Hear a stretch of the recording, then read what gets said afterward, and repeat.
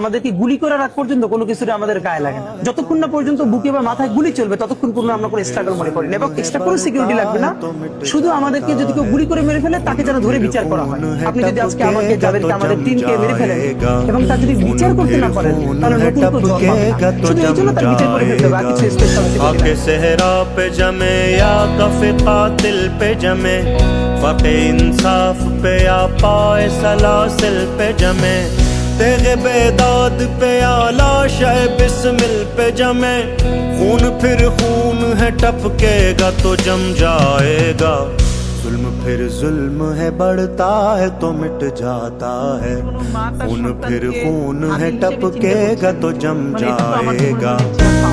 আমি জানি না বাংলাদেশে আর কতদিন পরে এরকম একটা মুসলমান হবে যে আমার কেউ না, কিন্তু তার জন্য